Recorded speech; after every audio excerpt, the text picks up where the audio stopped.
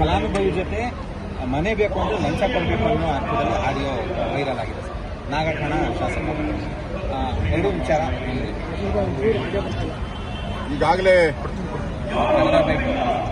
ವಸತಿ ಇಲಾಖೆಯಲ್ಲಿ ಲಂಚ ಕೊಡದೆ ಮನೆ ಅಲಾಟ್ ಆಗಲ್ಲ ಅಂತ ಜಗಜ್ಜಾಹೀರಾತಾಗಿದೆ. ಈಗ ಸ್ಯಾಂಪಲ್ ಅಷ್ಟೇ ಬಂದಿರೋದು. ಇಡೀ ಕರ್ನಾಟಕದ ಮೂಲೆ ಮೂಲೆಯಲ್ಲೂ ಕೂಡ ಯಾವುದೇ ವಿಧಾನಸಭೆಯ ಕ್ಷೇತ್ರಕ್ಕೆ ಹೋದ್ರೂ ಕೂಡ ಲಂಚ ಇಲ್ಲದೆ ಮನೆ ಇಲ್ಲ. ಮನೆ ಬೇಕಾದ್ರೆ ಲಂಚ ಕೊಡಿ, ಇದು ಬ್ಯಾನರ್ ಅದು. ಈಗ ಶಾಸಕರು, ಕಾಂಗ್ರೆಸ್ ಶಾಸಕರೇ ಮಾತಾಡಿರುವಂತ ಆಡಿಯೋ ಇದೆ. ಮುಖ್ಯಮಂತ್ರಿಗೆ ಏನಾದರೂ ಗೌರವ ಇದ್ದರೆ, ಕಾಂಗ್ರೆಸ್ ಪಾರ್ಟಿಗೆ ಏನಾದರೂ ಮಾನ ಮರ್ಯಾದೆ ಇದ್ದರೆ ಇದನ್ನ ಕೂಡಲೇ ತನಿಖೆ ಒಪ್ಪಿಸಬೇಕು. ಈ ಆಡಿಯೋ ರಿಲೀಸ್ ಆಗಿರೋದು ಸತ್ಯ ಅಂತ BR ಪಾಟೀಲ್ ಅವರು ಹೇಳ್ತಾ ಇದ್ದಾರೆ. ನಾನೇ ಮಾತಾಡಿರೋದು ಅಂತ. ಒಬ್ಬ ಶಾಸಕ, ಅದು ಹಿರಿಯ ಶಾಸಕ, ಅವರೇ ಈ ತರ ಆಪಾದನೆ ಮಾಡಿದ್ಮೇಲೆ ವಿರೋಧ ಪಕ್ಷ ಆಪಾದನೆ ಮಾಡಿದ್ರೆ ನಾನಲ್ಲ ಅಂತಾರೆ. ಈಗ ಆಡಳಿತ ಪಕ್ಷದೇ ಇಷ್ಟು ದಿನ ವಿರೋಧ ಪಕ್ಷಗಳು ಆಪಾದನೆ ಮಾಡ್ತಾ ಇತ್ತು. ಈಗ ಆಡಳಿತ ಪಕ್ಷನೇ ಆಪಾದನೆ ಮಾಡ್ತಾ ಇದೆ ಅಂದ್ರೆ ಇದು ಎಷ್ಟು ಭ್ರಷ್ಟ ಸರ್ಕಾರ, ಎಷ್ಟು ಲೂಟಿ ಹೊಡಿತಾ ಇದ್ದಾರೆ. ಮನೆಗೂ ದುಡ್ಡು, ಪ್ಲಾನ್ ಸ್ಯಾಂಕ್ಷನ್ಗೂ ದುಡ್ಡು, ಮನೆ ಅಲಾಟ್ಮೆಂಟ್ಗೂ ದುಡ್ಡು ಇಲ್ಲದೆ ಈ ಸರ್ಕಾರದಲ್ಲಿ ಏನೂ ನಡೆಯಲ್ಲ.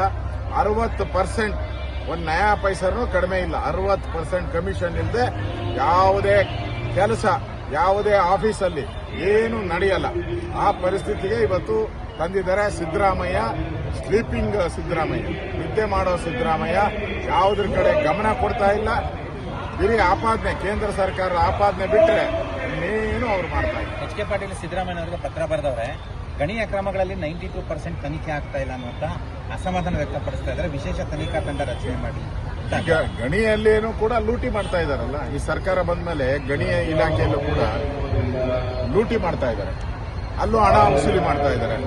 ಸೊ ಎಲ್ಲಾ ಶಾಸಕರಿಗೂ ಕಾಂಗ್ರೆಸ್ ಅಲ್ಲಿ ಅವ್ರೇನಾದ್ರು ಬಾಯಿ ಬಿಟ್ಬಿಟ್ರೆ ಕಾಂಗ್ರೆಸ್ MLAಗಳು ಈ ಸರ್ಕಾರ 3 ದಿನ ಉಳಿಯಲ್ಲ. ಈ ಸರ್ಕಾರ ಈ ಒಂದು ವಿಚಾರದಲ್ಲೇ ಈ ಸರ್ಕಾರ ತನಿಖೆಗೆ ಒಪ್ಪಿಸ್ತಾರೆ, ಈ ಸರ್ಕಾರ ವಜಾ ಆಗೋಗ್ತದೆ. ಆ ಪರಿಸ್ಥಿತಿ ಕರ್ನಾಟಕದಲ್ಲಿ ಇದೆ. ಈ ಕರ್ನಾಟಕದಲ್ಲಿ ಇಂಥ ಭ್ರಷ್ಟ ಸರ್ಕಾರ, ಅದು ವಸತಿ ಇಲಾಖೆಯಲ್ಲಿ ಈ ತರ ದೊಡ್ಡ ಹಗರಣ, ದೊಡ್ಡ ತಿಮಿಂಗಲುಗಳೆಲ್ಲ ಸೇರ್ಕೊಂಡ್ಬಿಟ್ಟವು. ಆ ಮಂತ್ರಿ PA ಮಾತಾಡ್ತಾನೆ, ಅವ್ರನ್ನ ಗಲ್ಗಂಬಕ್ಕೆ ಏರಿಸ್ತೀವಿ. ಎಷ್ಟು ಜನ ಗಲ್ಗಂಬಕ್ಕೆ ಏರಿಸ್ತೀರ? ಒಂದು ತಾಲೂಕಾದ್ರೆ ಗಲ್ಗಂಬಕ್ಕೆ ಏರಿಸ್ತೀರಪ್ಪ.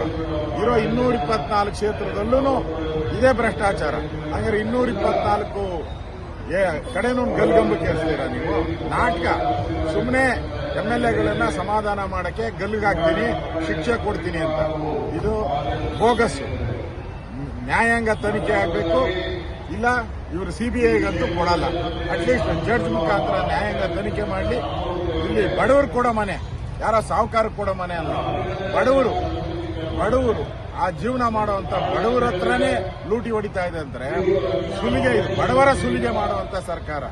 ಬಡವರ ಮನೆಗೆ ಒಂದ್ ರೀತಿ ಸುಲಿಗೆ ಸಿಲುಕಿರುವಂತ ಸರ್ಕಾರ ಇದು.